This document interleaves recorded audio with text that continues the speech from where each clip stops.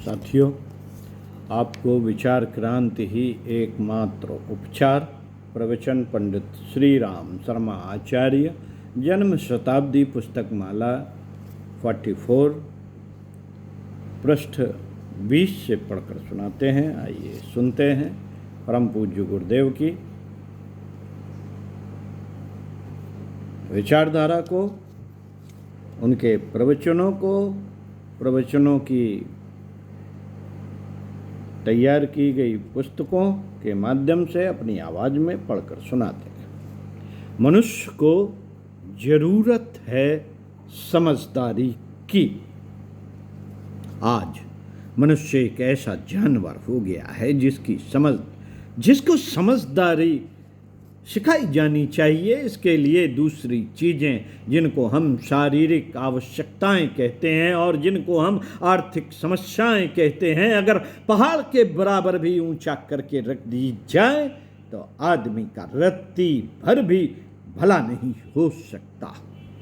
हम देखते हैं कि गरीब आदमी दुखी है, जबकि अमीर आदमी उससे भी ज़्यादा हजार गुनी परेशानी में, उलझनों में, क्लेशों में पड़े हुए हैं, क्योंकि उनके पास विचार करने की कोई शैली नहीं है। अगर उनके पास कोई विचार रहा होता तो इतना अपार धन उनके पास पड़ा हुआ है जिसे न जाने किस काम में लगा दिया होता, और उस काम के द्वारा समाज में न जाने क्या व्यवस्था उत्पन्न हो गई होती। न जाने समाज का कैसा कायाकल्प हुआ होता। लेकिन नहीं, वही धन बेटे में, पोते में, जमीन और जेवर सब में ऐसे ही तबाह होता चला जाता है। मित्रों, आज आदमी के पास कोई लक्ष्य, कोई दिशा नहीं है। हमारे पास विद्या है तो हम इसका क्या करें? पैसा है तो इसका क्या करें? समाज के सामने ढेर लगी समस्याओं का हल किस तरीके से करें, कुछ समझ में नहीं आता। बेअक्लों की इस अव्यवस्था को दूर करने के लिए यह आवश्यकता अनुभव की गई कि लोगों को समझदारी सिखाई जाए। समझदारी केवल ज्योमेट्री, इतिहास, भूगोल को नहीं कहते। समझदारी उसे कहते हैं जिसके द्वारा सही चिंतन करने के बाद में आदमी व्यक्तिगत जीवन की समस्याओं, समाज की समस्याओं और अपने युग की समस्याओं का समाधान कर सके। ऐसी जानकारियों का नाम ज्ञान है। आज सबसे बड़ी आवश्यकता इस बात की समझी गई कि 1000 वर्ष की गुलामी के बाद आदमी के विचार करने का ढंग भ्रष्ट हो गया है। उसका कण कण दूषित और विकृत हो गया है। इसको उखाड़ कर फेंक दिया जाए और सोचने के नए तरीके लोगों के दिमागों में स्थापित किए जाए विवेकशीलता के आधार पर। क्या बात सोची जानी चाहिए और क्या नहीं सोची जानी चाहिए, क्या किया जाना चाहिए और क्या नहीं किया जाना चाहिए, कौन सी दिशा गलत है और कौन सही है, इसका शिक्षण किया जाए। यह शिक्षण करना मानव जाति की, समाज की सबसे बड़ी सेवा है। साथियों, अपने युग निर्माण के, युग परिवर्तन के कार्यक्रम में पहला स्थान इसी को दिया गया है। हमने ये कोशिश की है कि इस तरह के विचारों की एक धारा और उसकी पद्धति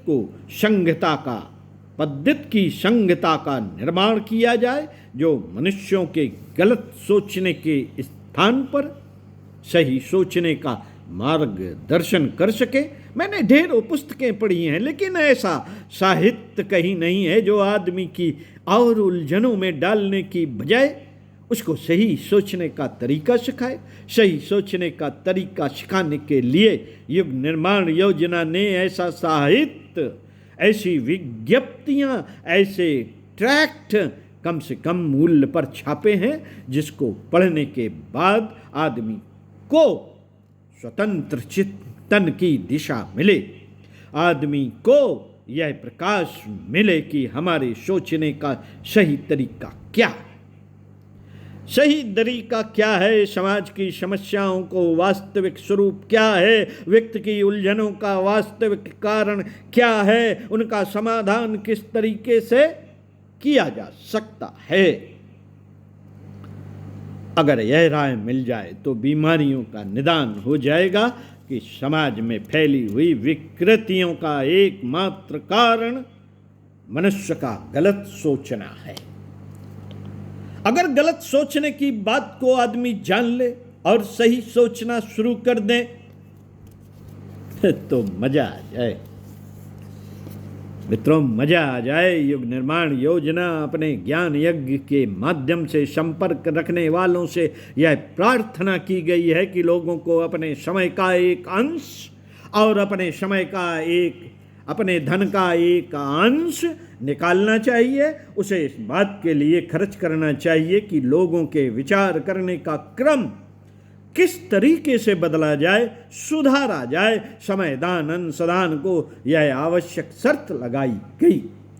समयदान और अंशदान की यह आवश्यक शर्त लगाई गई।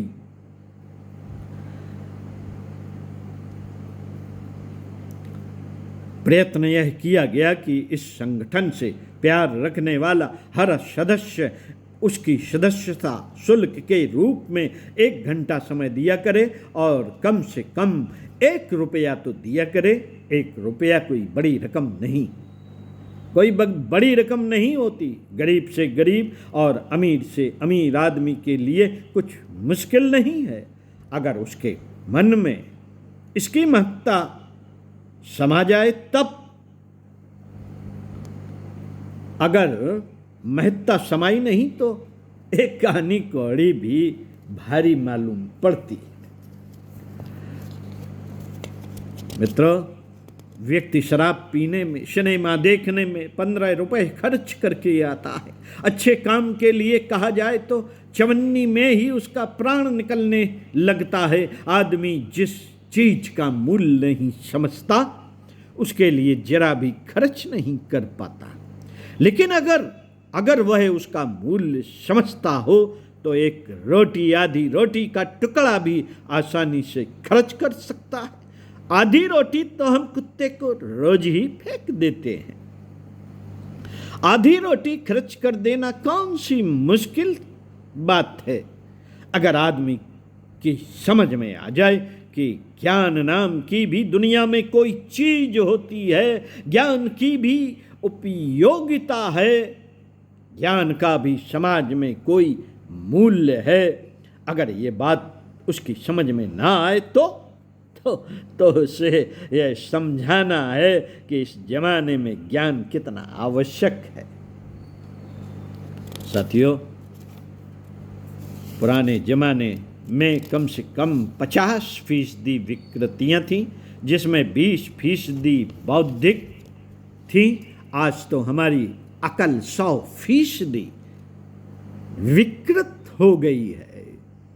इसमें कहीं भी कोई पांव रखने की जगह नहीं मालूम पड़ती। किसी आदमी के दिमाग को तोड़ा या खोला जाए और उसको खोलकर यह पढ़ा जाए तो मालूम पड़ेगा इसका 80-90% दिमाग पागल हो गया है। सारा मस्तिष्क विकृत जैसा है। इसमें सही सोचने की शैली और मादा जरा भी नहीं है। इसलिए हमको यह घोर प्रयत्न करना पड़ेगा कि हम में से हर आदमी 1 घंटा समय उस साहित्य को दूसरे लोगों को पढ़ाने, सुनाने, समझाने के लिए स्वयं अपने आप को पढ़ने और समझने के लिए लगाए। हमारे घरों में घरेलू पुस्तकालय होना ही चाहिए। यह बहुत बड़ी संपत्ति के बराबर है। सबसे पहले यह देखा जाना चाहिए कि हमारी बौद्धिक खुराक पूरा करने के लिए हमारे घर में चौका है कि नहीं है। जिस घर में चौका ना हो, रोटी का इंतजाम ना हो, आटा ना हो, दाल ना हो, वह कैसा घर, वह कैसा घर? उस घर में आदमी जिएंगे कैसे?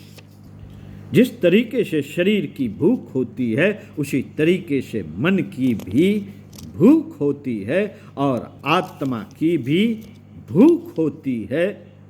मन और आत्मा की भूख को बुझाने के लिए जहाँ रसोई ना हो, चौका ना हो, तो जानना चाहिए कि यह भूतों का घर है। मित्रों, प्रत्येक घर में एक छोटी लाइब्रेरी होनी ही चाहिए। यह लाइब्रेरी ऐसी होनी चाहिए कि जिसमें घर के बच्चों को, भाई और बहनों को, पढ़े लिखों को या तो पढ़ाया जा सके या सुनाया जा सके। उनका बौद्धिक परिष्कार करने के लिए कुछ साधन सामग्री तो होनी ही चाहिए।